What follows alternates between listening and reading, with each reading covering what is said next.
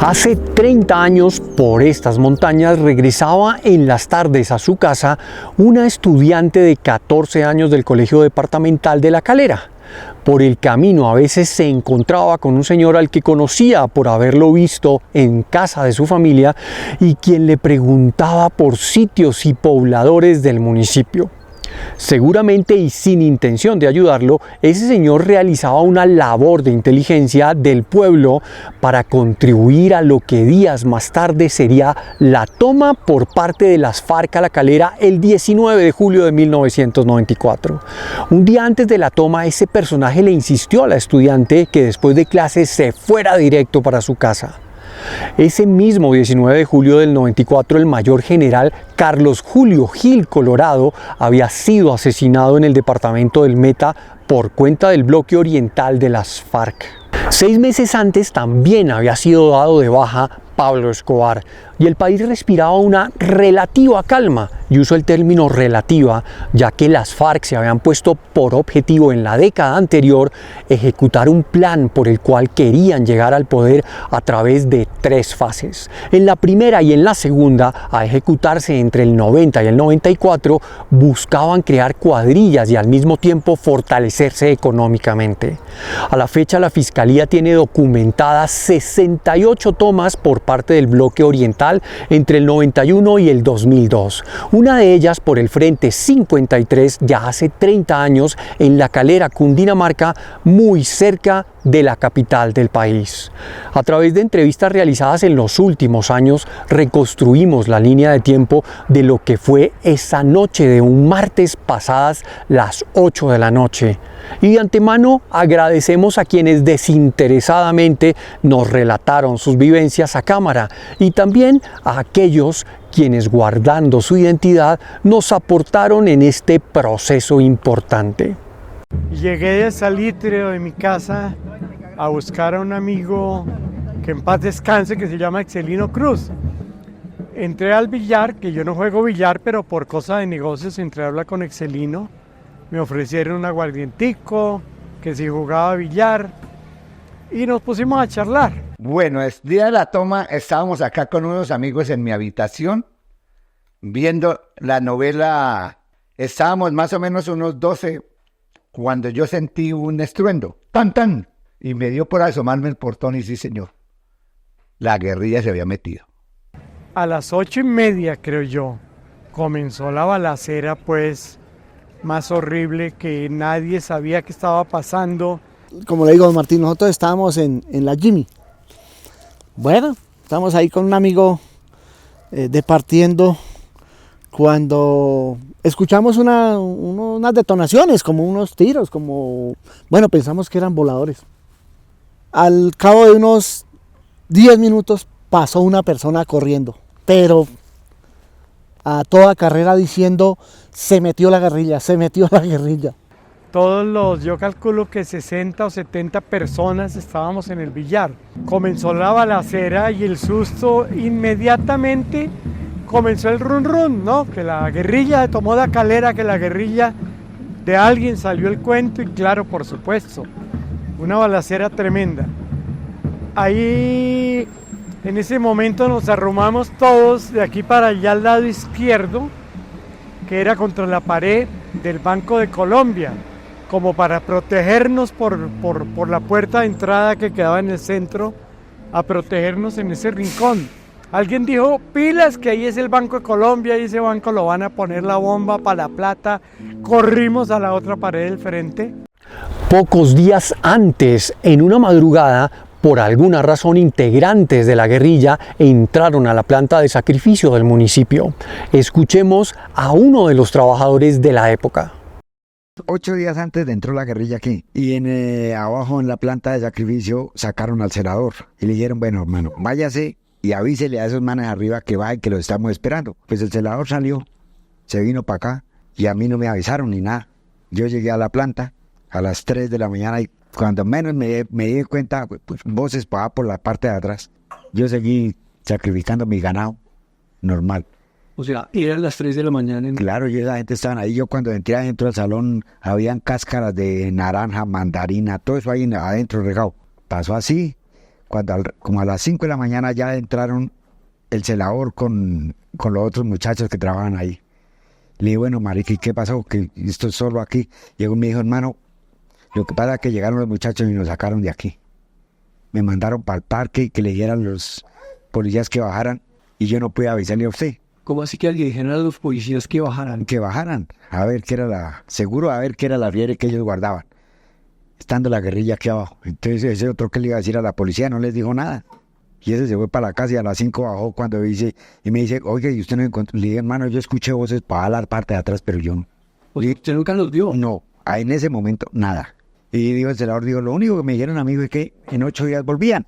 Y se perdieron, eso se perdieron. Y después, como a los 8 días fue cuando dijeron, digo, el celador dijo, lo que dijo en los manes, que en 8 días estaban otra vez aquí, vea, fue cuando cayeron. Y la policía queda aquí donde es ahora el centro, ¿qué es? Del Andino, eso, del Andino, que ahora es de Doña Lidia. Ahí eso eso pues era donde estaba el comando, que el comando era de un solo piso. Imagínense, el parque pues hoy en día pues es bajita, las materas estas que tenemos en ese entonces eran más altas y por eso ellos se atrincheraron detrás de las materas estas. Y pues lógico, le daban, mi casa pues queda aquí, cerquita, que es la casona. Coincidencialmente, en ese momento había un señor ahí de un camión que había entrado a tomar como tinto o algo ahí donde nosotros estábamos, y él corrió, prendió el carro, y nosotros le pedimos que por favor nos trajera, porque nosotros veníamos hacia acá, hacia el Alto de las Arepas, que llamamos. Efectivamente el señor nos dijo, súbase. Era una doble troca, entonces él dijo, alta. Entonces él dijo, bueno, si se meten al volco los llevo. Nos subimos al volco y arrancó el señor de la Calera para acá. Y cuando veníamos como en la portada, porque suponíamos nosotros, porque como nosotros veníamos dentro del volco, ya nosotros pues como contentos que afortunadamente nos habíamos salido del tema. No, cuando veníamos, como te digo, en la portada más o menos, se detuvo el camión en el que nosotros veníamos y alguien gritaba, apaguen los carros, apaguen los carros. Apagó su carro, se escuchaba gente hablar, correr, digamos, de donde nosotros estábamos metidos entre el carro. Como a los 2 minutos comenzaron a gritar, todos se bajen de los carros, todos se bajan de los carros, todos se bajan de los carros. Nosotros seguíamos entre el volco. Pues claro, bajarnos, hacer caso, nos asomamos con el muchacho con mi compañero con el que veníamos, y vimos ya un personal como uniformado. Yo en algún momento llegué a pensar que era el ejército. Cuando lo analizamos bien, no, pues bota y machete al cinto, no era el ejército. Bueno, ya nos bajamos, ya nos dimos cuenta de que pues efectivamente era la guerrilla y que no solo estaban en el pueblo, sino que habían llegado por Siberia. Más o menos era la idea que nosotros teníamos, que ellos habían como llegado por Siberia. Bueno, ahí nos reunieron a todos y nos decían que ellos en ese momento estaban tomándose en La Calera para demostrarle al gobierno de ese entonces que estaban listos para tomarse en la capital. Así nos dijeron. Después, en ese momento, principiaron a llegar aquí al parque, esos truenos de acá. Ya les dio por venirse para este lado, entraron por acá por el lado de donde don Vicente, aquí en la esquina, y ahí ya principiaron los truenos, le pegaron un bombazo ahí a la casa o al banco hoy agrario, antiguamente Caja Agraria. Me acuerdo que pusieron una primera bomba no tan fuerte y comenzaron a caer pedazos de teja de Eternit del techo, ¿no?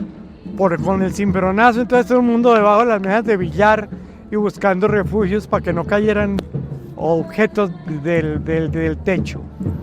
En todo caso, recuerdo que José Herrera, el dueño, dijo, bueno, cantina abierta, esta puede ser la última cerveza, tomen cerveza, háganle. todo el mundo, por supuesto, arrancó a tomar cerveza muy folclóricamente en medio del susto, pues. Yo no quise tomar, yo dije no, ya dije me vuelvo abstemio con lo que me gusta la cerveza. Yo no quise tomar, yo dije yo voy a estar pilas. Pasó mucho tiempo, yo calculo que 2 horas desde las 8:30 hasta que entró el primer guerrillero con 2 guardaespaldas, como un Rambo pues, revisando, y lo primero que dijo fue ¿aquí hay algún policía? Contestó la gente, no, aquí no hay nada. ¿Alguien tiene armas acá? No, nadie.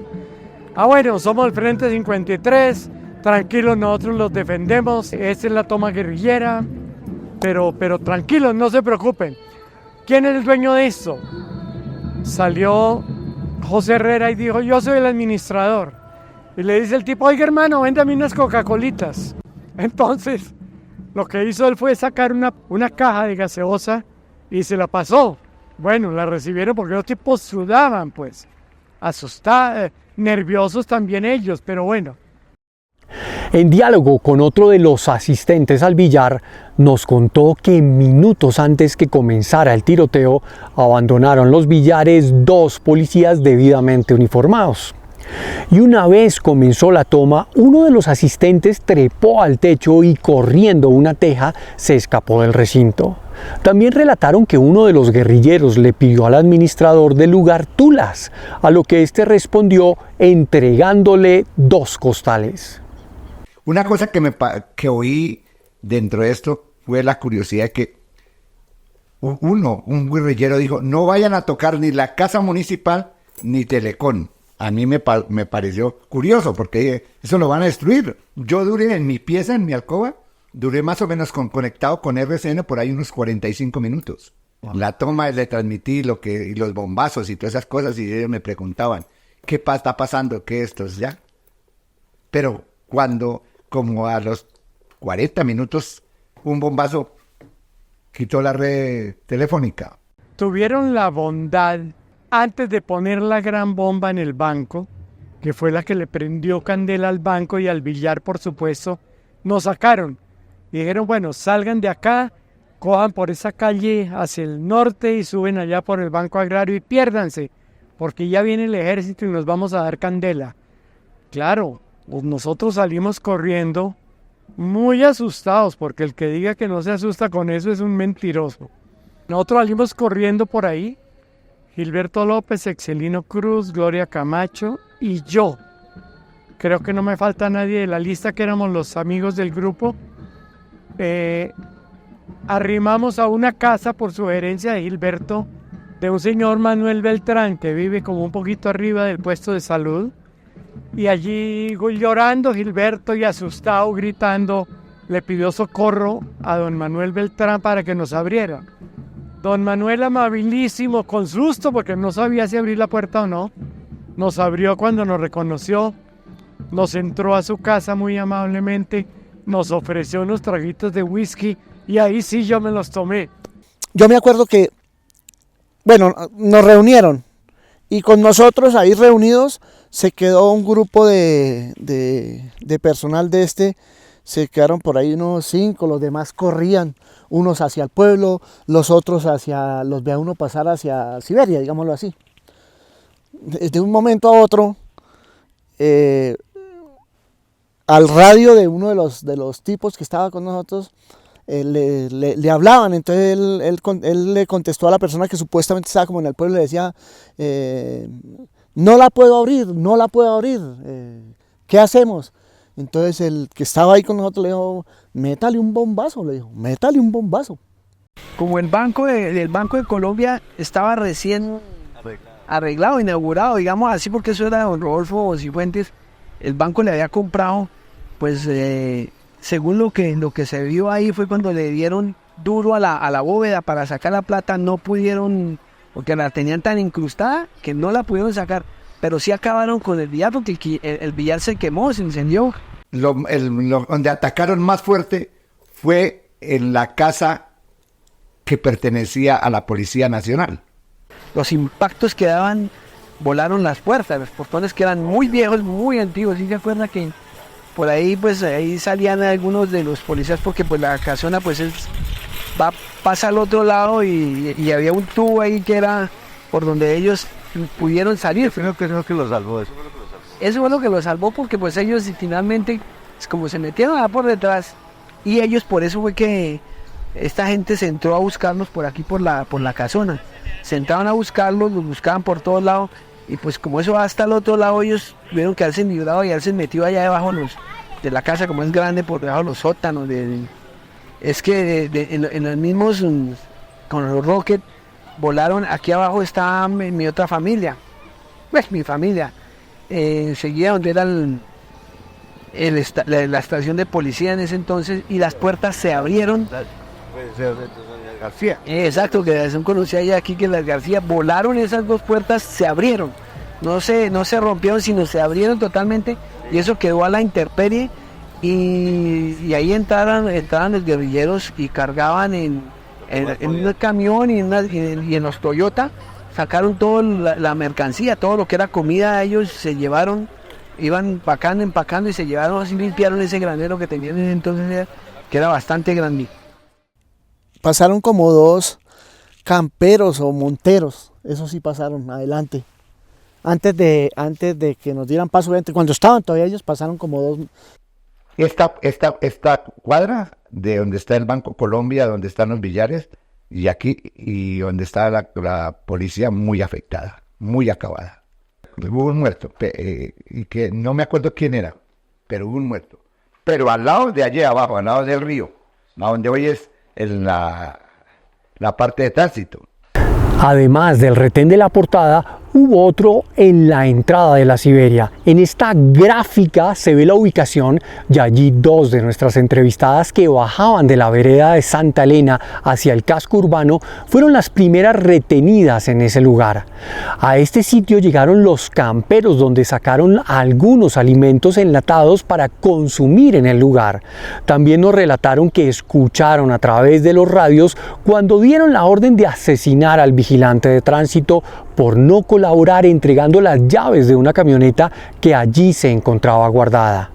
Escuchemos el resto de la historia alrededor de la camioneta. Cuando llegaron y estábamos en la casa, en la portada, y cuando menos pensamos un trancón, pues eso de que uno la intriga o eso, mirar qué pasó, pues yo me iba a asomar por la ventana y dijeron no, por la ventana, me subí encima de la casa a mirar, cuando veo toda esa plaga allá al frente, regados en la carretera así por la orilla. Y desde ahí se comunicaban, porque fue el atentado con Pasca también. Y desde ahí al frente de la casa se comunicaban, porque ahí se escuchaba claritico. ¿Qué pasó, hermano? Si me ha toteado la bomba, no sé qué. Digo, no, que no quiso totear, no haga totear esa mierda, eso, ¿qué era lo que no decían? Cuando totearon aquí, entonces ya se comunicaron con los de Pasca que no, que habían volado también todo. Y fue cuando cogieron a alma bendita al negro Wilmar, que le dijeron que si sabía manejar, que sí, bueno, camine para allí, para el Intra. Se lo sacaron para el Intra, prendió la camioneta y le prendió la licuadora, le dieron que luces y prendió la licuadora. Y arrancaron con el man de para abajo, y cuando llegaron allá, lo único que le dijeron a esto, que mátenlo, que eso era señas que estaba haciendo, que no sé qué. Y loco, el man se les bajó de la camioneta y se metió en medio del troque delantero de una mula. Y se favoreció porque los manes le decían, búsquenlo y mátenlo. No lo queremos vivo. O sea, cuando Wilmer llegó al Intra, ya habían matado al vigilante. Ya lo habían matado. Por no haber dejado sacar la patrulla. Sí. Yo creo que la toma duró entre 8 y 9 y cuarto de la noche. A esa hora finalizó. Ya, y después la gente ya principió a salir. A esto, la gente muy angustiada. Ya cuando salimos, la gente muy angustiada. Porque no llegaban los jóvenes que trabajaban, las niñas que trabajaban en Bogotá. Que había habido por allá en Patios también problema con la guerrilla, que había echado tiros y todo. Pues cuentos que uno no sabe. Yo venía de donde mi mamá, estaba de mi mamá recogiendo a los niños. Y ya llegaste bajito al lado de la porra. Sí. La porra de Ricardo. Y bueno, estuvía con ellos y en ese tiempo no había luz en la calle, estaba oscuro. Y bueno, venía con Juliana de brazos y con Sebastián caminando de la mano. Y bueno, llegando ahí empecé a subir a la escalera, Cuando venía subiendo las escaleras, cuando vi que se botó un tipo, pues había un tipo ahí uniformado. Y le dije, ¿usted qué hace aquí robándome? Yo pensé que era uno de los policías que estaban ahí en la estación. Cuando ya fue cuando pasó un carro y el tipo le vi el rostro. Y entonces fue cuando lo vi con botas y lo vi con un fusil. Con botas de caucho. De caucho, unas botas de caucho. Y entonces fue cuando ya empezó, fue cuando el tipo se botó, fue cuando empezaron a disparar. Desde aquí. Desde aquí disparar hacia, Aquí en la casa. hacia el puesto de policía. Y entonces ya el susto mío fue que me echó el tío. Los tipos me dieron espera que me metiera al cuarto, a que abriera la puerta, me metí aquí al El cuarto. cuarto era aquí abajo. Y cuando ya me metí al cuarto empezaron a disparar. Entonces ya el susto mío cuando empezó esa vaina de plomo fue cuando pasó otro carro, un colectivo de los de Capilla, y se botaron 2 de acá. Se botaron ahí y los tipos los pararon al colectivo y lo detuvieron al colectivo y se subieron en el colectivo. Otra de las cosas fue cuando se incendió acá. La parte donde está el Banco de Bogotá, donde está hoy los billares, todo eso se incendió, Banco de Colombia, todo eso se incendió y se vino todo hacia acá y alcanzó a llegar hasta aquí, hasta colindando con la casa. Ya en un determinado momento comenzó a pasar personal, de ese personal, de esa gente, comenzaron ya a pasar hartos como de La Calera hacia Siberia, ya como viniéndose, como retirándose. Me acuerdo que en un determinado momento también uno de ellos comenzó a gritar que si había un médico, que si alguno de nosotros, que si alguien de los presentes era médico, que un médico. Y efectivamente sí había un médico ahí. Me acuerdo del señor y me acuerdo dijo, sí, yo soy médico. Dijo, yo soy médico. Dijo, por favor, acompáñenos. Y se lo llevaron. El dato del guerrillero herido no lo confirmó en la entrevista a la exguerrillera. Ese herido fue atendido en el propio consultorio del doctor. Cuando ya comienzan a ellos como a salir del pueblo, ya entró el ejército, pero el ejército entró, fue aquí por Altamar. Cuando comienza el verdadero, digamos, combate, que ya el ejército comenzó a disparar, las ráfagas, como es oscuro, usted ve las ráfagas. Las ráfagas salían como de aquí, de la parte de encima de Altamar, como hacia por encima del pueblo. No se veía que dispararan al pueblo, pero se veían los rafagazos como por la parte alta de aquí de Altamar, como le digo, como por donde están los edificios, se veían salir los candelazos, claro, y la contestación de ellos. Claro, entonces ya, como nosotros en el momento estábamos ya en el piso de los carros. ¿Desde dónde contestaban? Ellos contestaban desde el pueblo, se escuchaba desde el pueblo, no desde donde nosotros estábamos, desde el pueblo. Se veía salir también el cruce, o sea, cruzaba así.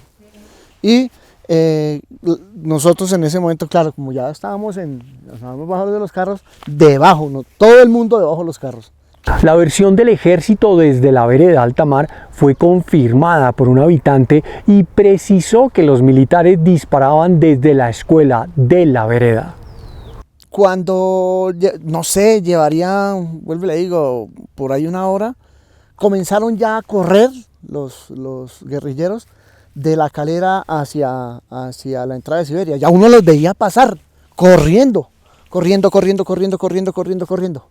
Los habitantes detenidos en el retén de la vía a Siberia fueron obligados a dar la vuelta y sus vehículos, con algunos de los guerrilleros en su interior, se dirigieron hacia Chingaza, seguramente con destino a San Juanito Meta. Nuestras relatoras de este punto, quienes habían sido las primeras retenidas en este lugar, de vuelta quedaron de últimas en la fila de carros, y extrañamente no se subieron guerrilleros en su campero, por lo que en la primera oportunidad abandonaron la caravana y minutos después regresaron por la misma vía al pueblo, encontrándose con el ejército en el mismo punto que la guerrilla los había hecho parar horas antes.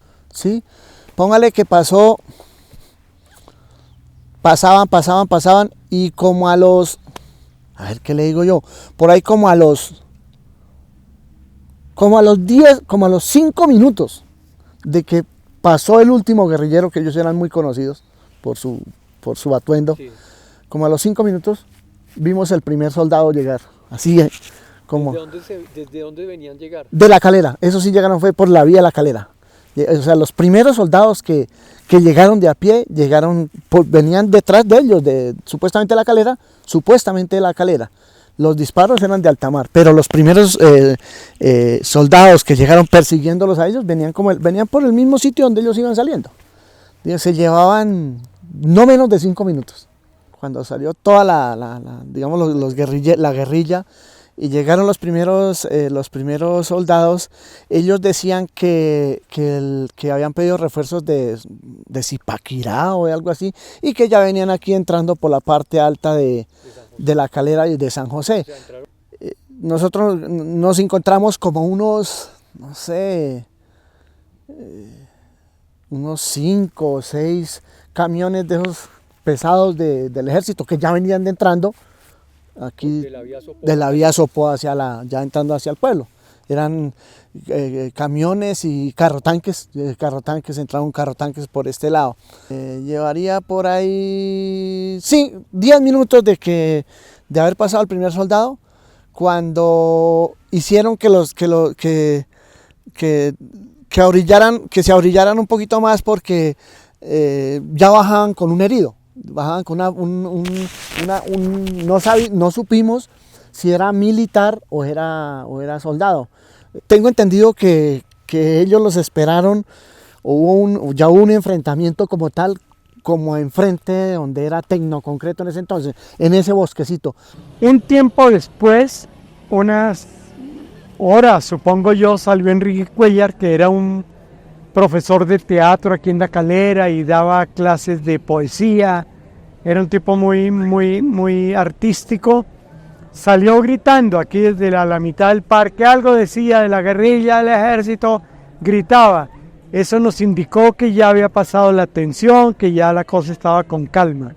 Entonces comenzamos con toda la precaución a llegar hasta el sitio. Mi carro lo habían movido en reverso, lo pusieron aquí al frente, el Guad de Excelino también. El carro de Excelino tenía más de 36 disparos, creo que le pegaron.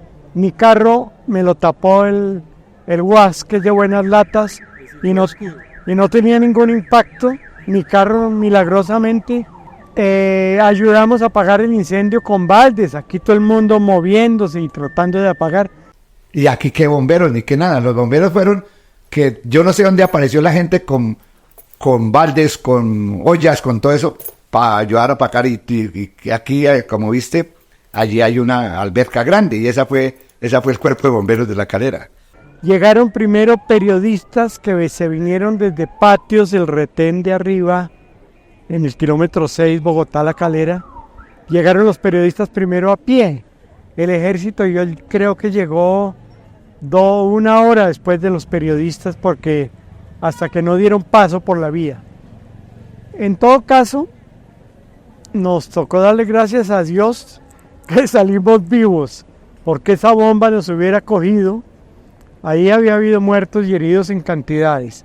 Eso era impresionante. Que le cuento, y llegó uno de los amigos al otro día, me contó que se había metido al banco agrario porque había montones de plátano, y el man cogió todo lo que va puro, metió en las chaquetas.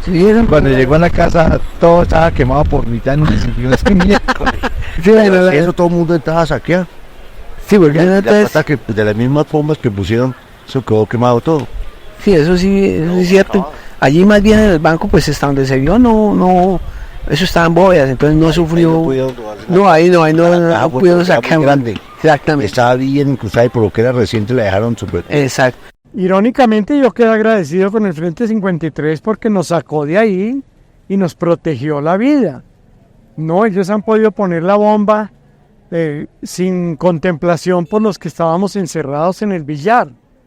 Ahí al otro día vinimos a un gran encuentro ya de chismosos, un gran encuentro con el gerente del banco, con el Miguel Santiago, el dueño del almacén de electrodomésticos que quedaba al lado del cuartel de la policía. Personalmente, a título de Mario Arévalo, respetando todas las opiniones, ellos con eso demostraron, para Mario Arévalo, demostraron que ellos eran capaces de meterse a un pueblo cerca de Bogotá, y lo demostraron. Para mí, eso era una demostración de que ellos eran capaces hasta de meterse en Bogotá. que ellos se podían entrar a un municipio que estuviera en las goteras de Bogotá, y eso sucedió. Pues se oía que se iba a meter la guerrilla, pero la gente no le paraba bolas, que se va a meter la guerrilla aquí, que tan cerquita a Bogotá, que está el Cantón Norte, que está ya. Y se metió. ¿Qué tanto trauma quedó después de eso? Porque es que uno vivir al lado de la policía y que le tumben la policía, la casa de la policía la tumbaron. Sí, tenaz. Tenaz porque eso cualquier totazo, cualquier explosión a eso automáticamente... Se perdió como la tranquilidad del pueblo y después no, que se va a meter otra vez la guerrilla. Y la gente vivía como una zozobra que se iba a meter otra vez la guerrilla. Y después se metió, pero no duró mucho. Duraría 12, 13 minutos, algo. Se metieron por aquí, por arriba y no, ya. Yo no creo que haya habido alguien que perteneciera a la guerrilla y que fuera calero, uno no creo. Totalmente estoy convencido, pero uno no sabe, ¿no? Como este mundo da tantas vueltas.